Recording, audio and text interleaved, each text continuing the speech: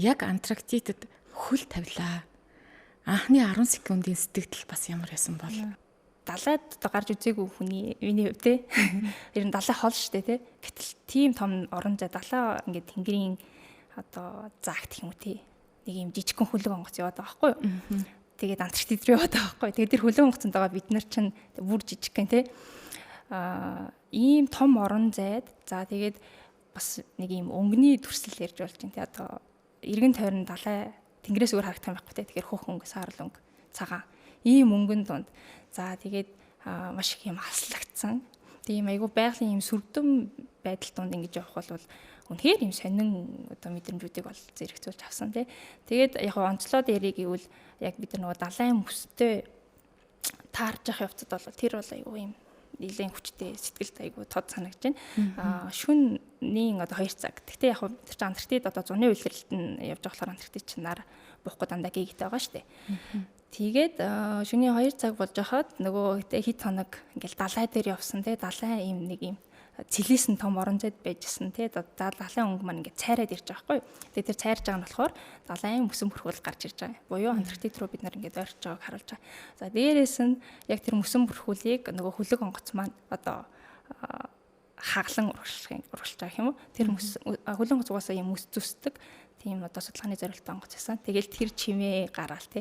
Энэ бол айгүй сонирхолтой. Сонин юм итгэмээргүй мэдрэмжүүдийг авсан. Тэгэхээр бүхэлдээ л бол надад бол миний хувьд бол үнээрээс үзэж байгаагүй тий харж байгаагүй зүйлссэн болохоор айгүй тийм сонирхолтой. Сайн байцгаана уу үзэгчтэй, сонсогчдоо. Хөгцөнгөр радиогийн Weekly podcast-ийн энэ 7 хоногийн шинэхэн дугаар эхлэхэд бэлэн боллоо. Ингээд өнөөдрийнхөө зочноо танилцуулъя. За өнөөдрийн зочин шинжлэх ухааны академийн химийн технологийн хүрээлэнгийн эрдэм шинжилгээний ажилтан доктор Ялалт Ирсэн. Тэгэхээр бид нар маш гоё сонирхолтой сэдвийн хүрээнд ярилцах болов уу гэж бодож байна. Зочиндаа энэ өдрийн мэндийг хүргэе. За өдрийн мэнд баярлалаа. Бид нар ярилцах гэж байгаа ерөнхий сэдв хүрээ маань Антарктидын тухай ярилцах юм аа. Тэгэхээр их сонин манай монголчуудаас нэлээд хол ийм сэдвийн хүрээнд бид нар ярилцах гэж байна. Ялалтыг юун түрүүнд өөрийгөө манай үзэж байгаа үзэгч сонсогчид маань танилцуулаач гэж хүсэх байна. За баярлалаа. За намайг Ялалт гэдэг Ням гэрэл өвгтэй Ялалт. За би таны хэлсэн чинтэй одоо шинжлэх ухааны академийн химийн технологи хүрээлэнд эрдэм шинжилгээний ажилтнаар ажиллаж байгаа. За мэргэжлийн бодлохоор Монгол Улсын их сургуулийг хүрээлэн буй орчны химч мэргэжлэр төгсөж байсан. За тэгээд нөгөө Солонгост магистр болон үргэлжлээ докторийн хөтөлбөрт болохоор дэлхийн судлалын боловсрол чиглэлээр тэгээд сураад хамгаалаад ингэ ирсэн байгаа. За тэгээд өнөөдөр ер нь бол тантай те Антарктид гэдэг энэ сэдвээр одоо уулзах болоод байна шүү дээ. Тэгэхээр энэтэй холбоотой энэ судалгааны бас ажлынхаа талаар товчхон танилцуулж зүгээр авч байна те. За Солонгост одоо магистр докторийн хөтөлбөр сурж байгаа хувьд миний судалгааны сэдвүүд нь болохоор өөр хоорондоо ер нь холбоотой. Яг энэ Антарктидын мөсөн цоног дээр ажилласан юм байсан. За тийм мөсөн цоног гэдэг нь одоо Антарктидын мөсөн бүрхүүл гэж байгаа тийм. За энэ мөсөн бүрхүүл дээрээс өрөмдөөд гаргаж авсан одоо тэр тэрийг мөсөн цоног гэж яриад байна тийм. Ice core гэж нэрлэж байгаа. За энэ мөсөн цоног нь тэгэхээр бид нар эндээс ямар мэдээлэл авд юм бэ гэхээр эртний буюу одоо өнгөрсөн цаг хугацаанд тийм дэлхийн уур амьсгалын өөрчлөлтийн талаарх эсвэл хүрээлэн буй орчны өөрчлөлтийн талаарх ийм мэдээллийг авах боломжтой. Одоо ийм маш урт хугацааны мэдээллийг агуулсан юм одоо архив гэж нэрлэгдэх тийм ийм одоо дата болвол мөсөн цоногоос авч болдог. За тэгээд миний одоо ажиллаж байсан яг мөсөн цоногуд болохоор Антарктидын зүүн Антарктидаас авсан. За Антарктидыг болохоор баруун зүүн гэд хоёр хуваачиж байгаа. Тэгэхээр зүүн Антарктидаас авсан мөсөн цоногийн датанууд дээр ажиллах боломж олцсон. За тэгээд энэ ажлуудын одоо үр дүнгийн товчхон ярих юм бол энийг мөсөн цоногийн датагаа бид нар насжилтын тодорхойлох шаардлагатай байдаг. Насжилтын тодорхойлоод за тэгээд тухайн мөсөн цоногоос ямар уур амьсгалтай холбоотой мэдээллийг олж авах вэ гэдгийг зорьсон. За одоо жоохон тухайлбал тэг жишээлээд ярих юм бол жишээ нь одоо миний ажиллаж байсан мөсөн цоногудаас усны доктортой изотоп гэсэн үзүүлэлт байгаа. За энэ үзүүлэлтээр болохоор бид нар ойр орчмын одоо Антарктидын тойрсон далай байгаа тийм өмнөд мөсөн далай тийм далайн дээр үүсэж байгаа мөсөн бүрхүүлийн өөрчлөлтийг харах боломжтой. За мөн одоо далайн усны гадаргуугийн температурын өөрчлөлтийг харах боломжтой. За мөн одоо тэр нөгөө металлын шинжилгээ бас хийсэн тий. Тэнцэнээс болохоор тухайн байршил дээр одоо агаарын их усүр ханаас ирж байгаа тий. Энийг ийм харах боломжтой. Ийм их үр дүнгууд ингээ гарсан тий. Жишээ нь одоо судалгаанууд ийм үр дүнгууд гарсан.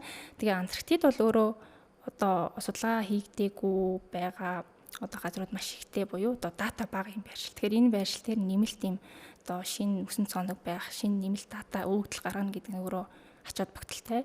За тэгээд одоо энэ одоо үр дүн болвол цаашдаа дараагийн судалгааны үндсэн юм суурь өгөгдөл болж өгдөг. За хамгийн одоо гол зүйл нь бол одоо Антарктидад ер нь бол Антарктид хийж байгаа судалгааны гол чиглэл бол уур амьсгалын одоо өөрчлөлтийг харах гэдэг. Дэлхийн уур амьсгалыг одоо ойлгох гэдэг юм чиглэлээр хийж байгаа. Тэгэхээр энэ чиглэлийн бол үндсэн юм одоо суурь өгөгдөл болдог юм.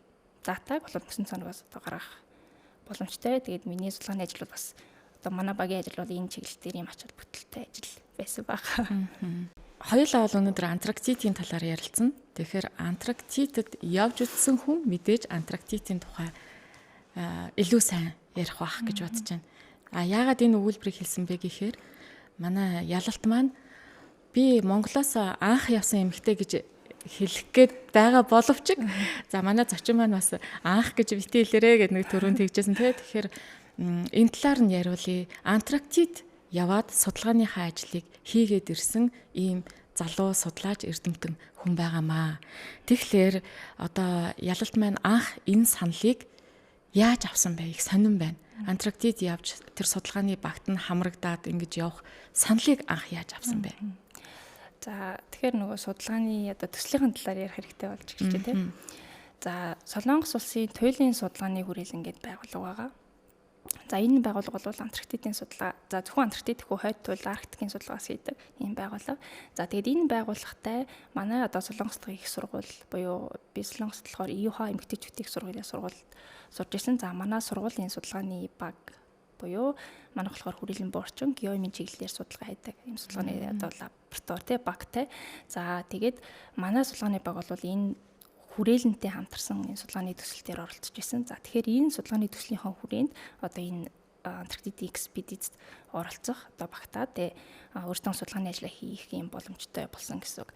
Тэгээ судалгааны ажлын одоо нэр нь болохоор за одоо болохоор баруун Антарктид ярих чинь тий түрүүн би зүүн Антарктид гэсэн. Одоо болохоор Антарктидын баруун хэсэг буюу баруун Антарктид дахь за Амундсен гэдэг тэнгис байгаа. Амундсен тэнгистэй хиллэх Thwaites гэдэг нэртэй одоо мөсөн гол энэ томоохон нэлээд даалдартай тий ийм мөсөн гол энэ хэсэгтэр хурж байгаа. Энэ хэсгийн мөсний алдагдлыг тооцоолох. Тэгээд энэ алдагч байгаа мөс нь эргээд дэлхийн далайн усны түвшинд яаж нөлөөлж байгаа юм бэ гэдгийг ийм тооцоолох төслөөсөн. За энэ бол ингээ нөгөө томоохон үнцэн том төсөл нь тий. Тэгээд энэ төслийн одоо хит хитэн баг багтаж явж байгаа шүү дээ. Энэний одоо нэг багийн гишүүн нь болоод ингээд одоо өөрийнхөө сургуулийнхаа одоо багасаа ингээд төлөөлөд явсан баг.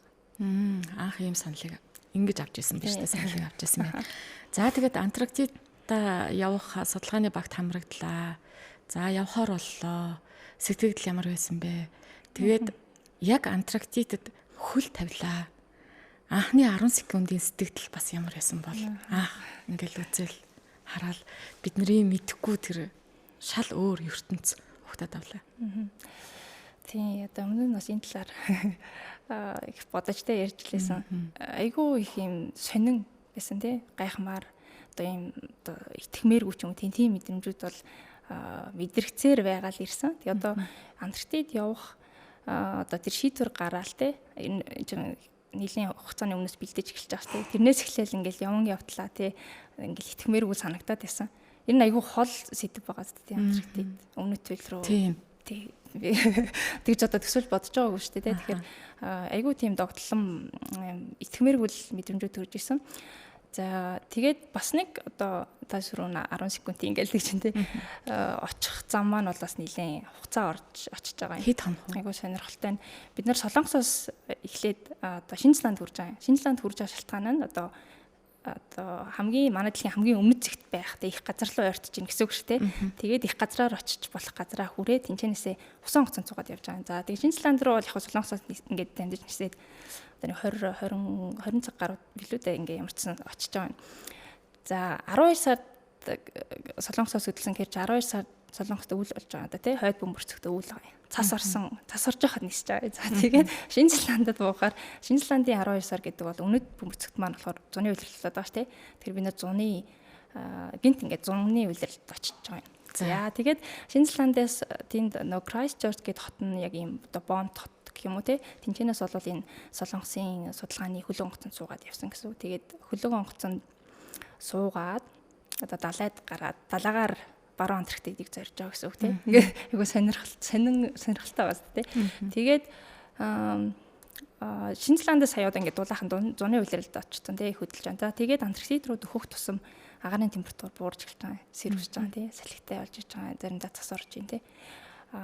Тэгээд 10 хоног орчим явж иж ирнэ бол бид нар яг Антарктид руу төхөж ирж байгаа байхгүй юу. Тэгээд тэр хугацаанд чинь одоо далайд одоо гарч үзээгүй хүний миний хувьд тий. Ер нь далай хол штэ тий. Гэтэл тийм том орон зай далай ингээд тэнгэрийн одоо заагт гэх юм уу тий. Нэг юм жижигхэн хөлөг онгоц яваад байгаа байхгүй юу. Тэгээд Антарктид руу яваад байгаа байхгүй. Тэгээд тэр хөлөг онгоцонд байгаа бид нар чинь бүр жижиг гэн тий. Ийм том орон зайд за тэгээд бас нэг ийм өнгөний төрсөл ярьж болж байна тий. Одоо эргэн тойрон далай тэнгэрээс өөр харагдах юм байхгүй тий. Тэгэхээр хөх өнгө, саарл өнгө, цагаан ийм өнгөн дунд. За тэгээд маш их юм хаслагдсан. Тийм айгу байгалийн ийм сүрдэм байдал донд ингэж явах бол үнэхээр юм сонин одоо мэдрэмжүүдийг бол зэрэгцүүлж авсан тий. Тэгээд яг онцлоод яриг гэвэл яг бид нар нөгөө далайн мөстэй таарж явах явцад бол тэр бол айгу юм нэлийн хүчтэй сэтгэлд айгу тод санагдаж байна. Шөнийн одоо 2 цаг. Гэхдээ яг тэр чинь Антарктид одоо зуны улиралд нь явж байгаа болохоор Антарктид чинь нар буухгүй дандаа гэгтэй байгаа шүү дээ. Тэгээд шөнийн 2 цаг болж хахад нөгөө хит хоног ингээл далай дээр явсан тий. Далай ийм нэг юм цэлээсэн том орон зайд байжсэн тий. Далайн өнгө маань ингээд цайраад ирж байгаа байхгүй. Тэгээд тэр цайрж байгаа нь болохоор далайн мөсөн бүрхүүл гарч ирж байгаа. Буюу Антарктид руу бид нар ингээд ойрч байгааг харуулж байгаа. За дээрээс нь яг тэр мөсөн бүрхүүлийг нөгөө хөлөг онгоц маань одоо хаглан урагшилж байгаа юм уу? Тэр хөлөг онгоц угаасаа юм мөс зүсдэг. Тийм одоо судалгааны зорилттой онгоц байсан. Тэгэл тэр чимээ гараал тий. Энэ бол айгүй сонирхолтой. Сонин юм итгэмээргүй мэдрэмжүүдийг авсан. Тэгэхээр бүхэлдээ л бол надад бол миний хувьд бол үнээрээс өвдөж байгаагүй тий харж байгаагүй зүйлсэн болохоор айгүй тийм сонирхолтой. Ийм температурын хувьд уучлаарай. Температурын хувьд одоо хэдэн 100-аас гэж штэ. За 100 гэхээр ойлгомжтой тий нэг 20-ээс 30 хэдэн градусын хэлбэлцэлтэй байгаа болов гэж бодож байна. Шинэ Зеландд яг 100 нь хэд байдгийг би сайн мэдэхгүй байна. Гэхдээ ер нь бол яг тиймэрхүү дундаж температураас яг хэдэн градусын хүүтэн рүү яваад очиж. Аха за. Бид нар болохоор сая түрүүн хэлсэн Антарктидын зуны улиралд нь яваад байгаа тий. За Шинэ Зеландд 15-20 градус байсан байх. Тий дууны улирал нь 12. Гэхдээ яг нөгөө бас халуун үе бичлээсэн л да. Тэгээд аажмаар багасаад бид нар одоо хөлөг онгоцтой хурж болох Антарктид руу хамгийн ойртож болох цэгрүүгэл очиж байгаа шүү дээ. Тэр угаас Антарктидын нэгт зуны улирал нь байгаа. Тэгэхээр харьцангуй дулаан гэсэн. За тэгээд дээрэс нь бид нар чинь одоо Антарктидын гүнлөө орохгүй хөлөг онгоц бол тэгэл тулаал зогсон шүү дээ. Тэгэхээр эрэг орчмоор байгаа. Тэгэхээр энэ Антарктидын эрэг орчмын байршил дээр болохоор температур бидний явж байгаа үед бол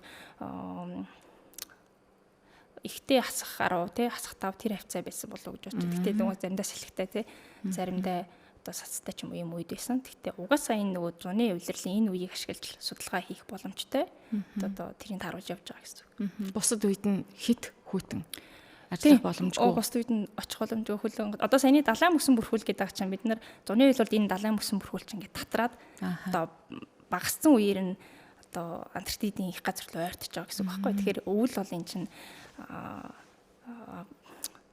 одоо хэдэн саяар 10 бараг 13 сая ийм хэмжээний талбайг хамарсан мөсөн бүрхүүл үүсэж байгаа байхгүй Антарктидыг тойроод. Тэгэхээр очих боломжгүй, нийсч очих боломжгүй. Тэгэхээр энэ бол судалгаа бол тэгээд одоо харанхуй байна шүү дээ тий. Антарктидын үйл бол харанхуй тэр чигээр харанхуй. Тэгэхээр зуны улирлыг дайруулж ингэж очдог. Энэ өдөр шөнийн ялгааг бас нэг тавчхан хэлж өгөөч. Очиход зуны улирлт нь бол харанхуй болохгүй байна гэсэн үг үү? Эсвэл тодорхой хэмжээний багахан хугацаанд болоод өнгөрөх зүйл үү? Харанхуй болохгүй байх үер, харанхуй болохгүй гэсэн. Дандаа л өдрөөрөө. Тийм, дандаа гигитэй л энэ гэсэн.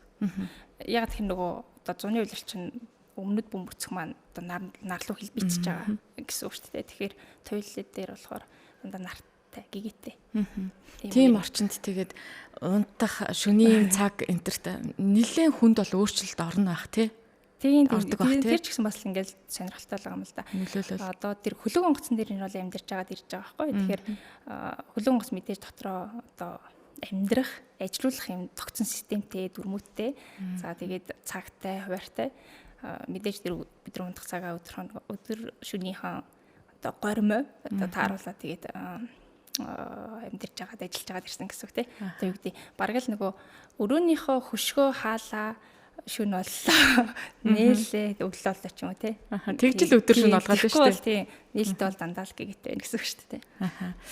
За тэгэхээр Монгол хүн одоо энэ яг судалгааны экспедицэд хамрагдаад багтаад явчлаа гэж байна. Тэгэхээр анх энэ одоо чамаас авсан шалгуур нь юу байсан юм? Мэдээж энгийн үнийг за би явъя гэхээр явуулахгүй ойлгомжтой. Тодорхой шалгалтыг давж иж энэ одоо группт хамрагдсан байх гэж бодож байна. За тийм ер нь яг нөгөө төслийн бид нар бол төслийн ажиллаа хийж судалгааны ажил тий энэ судалгааны ажлынхаа хүрээнд явж байгаа. За гэхдээ мэдээж тухайн судалгааны ажлаа төлөвлөж чадах энэ ажлаа амжилттай хийж чадах бол үндсэн гол шалгуур нь энэ чинь нэг тийм амархан газар руу тий ойрхон байгаа газар руу очиж байгаа биз дээ. Тэгэхээр тэр бол үндсэн гол шалгуур. Тэгээд яг энэ төсөл болохоор өөсөө урт хугацааны юм төсөл л дээ. Тэгээд нэг тухайн жил 21-ээс 22 оны экспедицэд ингээ багтаж явж таарсан тий. Тэгэхээр бол яг нөгөө одоо хэрвээ би Монголд байсан бол тийм мэдээж яг Антарктид судлал Антарктид руу бүр экспедиц явах бол нэлээд илүү л ажиллагаатай тий амаргүй л ахаар тий. Тэгэхээр яг Солонгост одоо сурч таарсан манай сургууль яг энэ хүрээлэнтэй энэ одоо Антарктидын төслээр тий ажиллаж таарсан. Тэгээд одоо манай багийн за тэгээд энэ судалгааны лабораторийн маань нэр нь бол яг энэ төслийн хүрээнд л ингэж явах боломж ингээд гарсан баг. За юу нэгдүгээр одоо шалгуур нь энэ байсан байна. За тэгээд бусад шалгуурууд бас байх л баг. Жишээ нь нисгэгч хүнд бол эрүүл мэнд талаас аач гэдэг юм уу те. Ийм байх хэвээр, ийм үзүүлэлтүүдтэй байж иж хамрагдана гэдэг ч юм уу. Тэгвэл Антарктидын яг энэ группт хамрагдахын тулд мэдээж та нарт бас хувийн тийм шалгууруудыг тавьсан баг. Тэр бас их сонирн байна. Тийм үндсэн шалгуур бол тийм судалгааны ажлаа хийж чадах. Тэр бол үндсэн шалгуур тий. За дараа нь таны хэлж бас яг энэ одоо аюулгүй ажиллагаа талаас эрүүл мэндийн бүтэн ингээ үзлэгт ороод. За тэгээд одоо ямар нэгэн одоо осол эрсдэл гарвал те энэ ч бас ингээл гарын үсэг зураал орж мордог те. Тийм эрүүл мэндийн хувьд те тийм зүйлсүүд байсан. За мэдээж яг хэлний чадвар бас одоо олон улсын хүмүүстэй ажиллаж болохоор те хэлний чадвар. За нэг зүгээр анзаарчихсан юм багаар ажиллах. Тэгээд бас богинохон хугацаанд ийм оновчтой шийдвэр гаргах бас их чухал байсан. Яг нь зарим нөгөө сургуулиуд эсвэл их сургуулиуд одоо хүрээлэнгүүд зарим баг бол одоо 2 ба түүнээстэй ч юм хүмүүс явж бол таарсан тий. За манай сургуулийн хувьд болохоор би болохоор яг төслөө сургуулаа одоо төлөвлөлөө ганцаараа явсан байхгүй. Тэгэхээр нэлийн тийм шийдвэр гаргалтын дээр ч гэсэн бас ийм хариуцлагатай байх. Тийм шаардлагууд бол гарч ирж байна. Зөв. За эмэгтэй хүний хувьд яг энэ багт хамрагдсан байгаа шүү дээ. Эмэгтэй хүн судлаач гэдэг үднээс онцлогуд гарч ирсэн үү? Онцлог нь юу вэ? За яг уу би бол хувьдаа бол яг энэ судалгааны ажил төрийн төсөл дээр бол харьцангуй баг болов уу гэж баг санаа одоо гарсан гэж бодож байна. За яг тэр үндсэн одоо зорилго нь бол бид нэр яг судалгаагаа хийхдээ судалгааны ажлаа явуулах одоо датануудаа сайн авах. За тэгээ мэдээж энэ чинь нөгөө анханасаа хэдэн сарын өмнө төлөвлөгдсөн те ингээд орсон тухайн төлөвлөгөөнийхөө дагуу ингэж явж байгаа те. Тэгэхээр харьцангуй одоо тийм ялгаа бол гайгүй баг байсан. Гэтэ яг зүгээр онцлоод хэлвэл ер нь яг эмэгтэй судлаач бол цөөхөн лсэн л да. 30% л эмэгтэй судлаачид ер нь олон салбарт жоон тийм байгаад идэг шүү дээ. Тийм байсан. Тэгээд гол нь тийм тухайн ажил дээр хэрхэн бусад багуудтай хамтарч ажиллах уу? За яг төлөвлөсөн ажлаа хийж одоо амжуулж одоо чадах тэр нь бол илүү чухал байсан. За хамгийн айдас төрүүлсэн хэсэг нь тэнд юу байсан? Айдас төрүүлсэн мөчүүд дэсээ хуваалцвал. За Би ингэж бодсон. Одоо ингэж түрүүн ярьсантэй ингээл эхлээл аялал одоо тэр энэ явах болсон энэ зам эхлэхээс ихтүүлэл одоо догдолч гэсэн ингээл гэсэн шүү дээ. Одоо ингээл нэг л итгэмээргүй санагдаа. Тэгээ энтэй зэрэгцээд жишээлбэл ийм ямар нэг эрсдэл үүсэх үе, одоо осол болох үе яах бол бид нэр одоо айгүй хамгийн одоо дэлхий дээр хамгийн аслагдсан газар л яваад байна шүү дээ. Аслагдсан буюу тусламжаас хол гэсэн үг тийм ямар нэг тусламжаас хол хүүтэн нөхцөлтэй, экстрим нөхцөлтэй. За тэгээд бас одоо 2 сар гарan гэхээр чинь зөндөө хугацаагаас тийм ийм хугацаанд ингэж явж ийн гэхээр зэрэгэрсөө тийм ямар нэг юм осол болох вэ, яах вэ гэсэн ийм санаа зовх зүйлсүүд бол ер нь бас төрж исэн. За тэгээд энтэй холбоотойгоор энэ бол бид нар хангалттай нөгөө аюулгүй ажиллагааны сургалтуудыг бол зайлшгүй авдаг тийм хэрхэн усанд ингэж живчихгүй байх юм тийм. За бүр унчихгүй байх. Ер нь тэгээд усанд унах бол маш хүт усанд унжаад тэр ер нь бол тэгээд унна гэдэг нь эрсдэлтэй болчин тийм. За тэгээд одоо нөгөө аврах завинд яд суух юм одоо аврахантаа зэрхэн үсгийн гих мэт ингээд айгүй юм бүх зүйлс нь надад бол айгүй шинэлсэн л да. Иймэрхүү юмнууд өмнө нь бодож байгаагүй тийм төсөлж байгаагүй. Тийм байсан. За яг гоо бас дахиад байгаа онцлоод ингээд санаж байгаа ярих юм бол далайн давлгаа бол нэлийн сүрдмээр исэн. За Шинэ Зеландаас одоо Антарктид хүрэх замд Антарктидыг одоо тойрсон одоо далайн хүчтэй урсгал одоо байдаг. Тэгээд тэрийг гаталж явна гэсэн үг тийм. Тэгээд тэр хэсгээр явж байхад бол тэр хүчтэй давлгаа үнэхээр одоо аймаар сүрдмээр исэн. Одоо маш хүчтэй дайвалж чинь гэсэн үг тийм. Тэгэл тэр нөгөө ус нь одоо ингээл цонх руу одоо үсчээл тийм. За тэр үед бол тэгээд айсан. Тэр нь бол үнэхээр сүрдмээр байгалийн сүрхвч бол үнэхээр сүрдмээр байсан. Тэгээд би түрүү хэлсэн тийм маш том орон зай гэдгийг бол тэнд бидний даахгүй далаа тэр. Тэгээд тэр орон зайд тэр одоо хөлөг хонгоц ганцаараа ингээд яваад байхгүй гэдэг чинь Антарктид судалнаа гэдэг. Тэгээд тэр дунд бид нар бүр хүмүүс чинь ямар жижиг юм лээ тийм. Тэгээд тэр хэсэг бол үнэхээр сүрдмээр энэ байгалийн сүрхвчэнд бол нэлийн сүрдмээр байсан. За бас заримдаа ийм одоо харуuцууд байгаа. Жишээлбэл ингээс тэр чигээрээ сааралтсан одоо ийм салхитай ч юм уу те цастай үеэр чинь нөгөө одоо далай тэнгэр хоёр ч маань ингээд нийлээд нэг ийм сав саарал орчин те. За тэгэл дүнсийгээл тэр бас л нэг тийм дахиад нөгөө ийм нэг ийм жижигхэн хөлөг хүмүүстэй те дэлхийн хаана ингээд хаанч те яваад байгаа тийм ийм том орон зайд гэл тэр бол бас л ийм сонин мэдрэмжтэй сүрдмээр мэдрэмжүүдийг байна. Аз төрүүлмээр юм шиг. Нэг одоо энэ ямар нэг юм болох бол яах вэ те онгоц зүгээр байгаа гэл те иймэрхүү юмуд бол бодогдчихсан. Гэтэ бид нар яг аюулгүй, эрсдэлгүй яваад энэ жилд яваад ирсэн.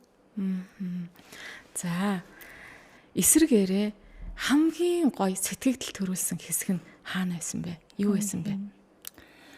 Энэ дээр дахиад л нөгөө байгалийн дээр сүрхвчтэй байдлыг би ярмаар байна. Тийм далайн устай цэлийсэн тэр том далай. Тэгээд бид нар Антарктид руу дөхөх тусам одоо нөгөө хөвж байгаа мөсөн уулстай таарж байгаа байхгүй. За тэгээд тэр чин жижиг том янз бүр. За бүр ийм мөсөн хавтангууд гэмээртэй тийм мөсөн уулс дундуур ингээд явсан байхгүй юу. Тэгээд тэр одоо бараг л нөгөө кинон дээр гардаг шиг гэдэг шиг. Тэр бол ингээд хүний мэдрэхүйн одоо маш юм өндөр мэдрэмжүүдийг өгсөн тийм хэсэг гэсэн. Тэгээд тэд нар бол үнэхээр юм сүрдмээр бас байгалийн хувьд бол юм үзэсгэлэнтэй тийм зүйлсэн. Тэгээд одоо ийм орон зайд ийм зүйлсийг хараад ингэж явж байгаа тий айгүй ингэж талархах одоо нөгөө амьдрал талархах тий ийм сэтгэл ханах ийм мэдрэмжүүд бол бас зэрэгээрээ тий зөндөө төрсөн. Мэдээж тэгэн штэ. Хүн болгон тийшээ яваад үзэх боломж үнэхээр байхгүй. Тэгээд дамма ялангуяа монголчууд бидэнд бол Антарктид гэдэг энэ тэв бүр асар хол байгаа байхгүй юу. Хүний ярианаас эсвэл ямар нэгэн нийтлэл сэтгүүл одоо зохиол юу гэдэг тэндээс л олж харж ийм байт юм байна гэж өөрийнхөө төсөөллөөр хүлээж авч байгаа энэ тэв штэ. Тэгэхэд тэн дээр өөрийн биеэрээ ингээд үзэж тулаа явна гэдэг бол би бараг өөрөө чамтай сууж ярилцангаа бараг яваад байгаа юм биш үү дунд нь ороод. За тэгвэл одоо хоёулаа баг бүрэлдэхүүний талаар ярив. За яг энэ судалгааны багт хичнээн хүмүүс багтсан бэ? Ямар улсынх байсан бэ? Улсын хүмүүс. За судалгааны яг судлаачдын баг нь 43 судлаачд байсан. За энэ болохоор мэдээж нөгөө толгой байгууллага нь бол Солонгосын төлөвийн судалгааны хүрээлэн тэгээд Солонгостой ихтэй сургуулиуд бусад хүрээлэнгүүд за тэгээд Америкийн нэгдсэн улсын Тэгтээ Америкаас бас одоо тийм хүрээлэнгээс гадна ихтэй сургуулиудын төлөвлөлүүд байсан. За Их Британи, Франц, Канада зэрэг улсуудаас одоо судлаач байсан. За нэмэх нь одоо энэ хөлөг онгоцыг хөтлөж байгаа яг ажилуулдаг хөлөг онгоцны баг гэж байдаг. Тэгээ тэр хүмүүстэйгээ нийлэхээр 80 орчим хүн явсан. За энэ донд ч одоо тэгээ нөгөө эмч байна тий. Одоо нисгэгч байна, инженерүүд байна гэл ингээд ийм 80 орчим хүний бүрэлдэхүүнтэйгээр ингэж явсан байна. Тэгэхээр нэлээд олон улсын судлаач баг, дээрээс нь хөлөг онгоцын баг бүрэлдэхүүн. За тэгээ мэдээж бас тоогооч, эмч гэл бүгд орох юм биш үү? Тийм. Ямар мэрэгжлийн хүмүүс энэ судалгааны багт хамрагдсан бэ? Сая нөгөө олон хүмүүс байна гэлдэг чинь тий. Яг энэ төсөл өөрөө тэр Твейтс гэдэг газар маань нийлийн юм одоо чухал байршил. Гадаамд одоо Антарктидын судал, Антарктидын мөс алдагдал тий. Дэлхийн далайн усны түвшин алдагдал гэл энэ сэдвүүдээр одоо яг энэ баруун Антарктид бол нийлийн юм одоо докторгүй одоо эрсдэлтэй нөхцөлд байгаа. Тэгэхээр яг тэн дээр байгаа юм хамгийн их мөсний алдагт орж байгаа газар дээр судалгаа хийж байгаа юм төсөл байсан.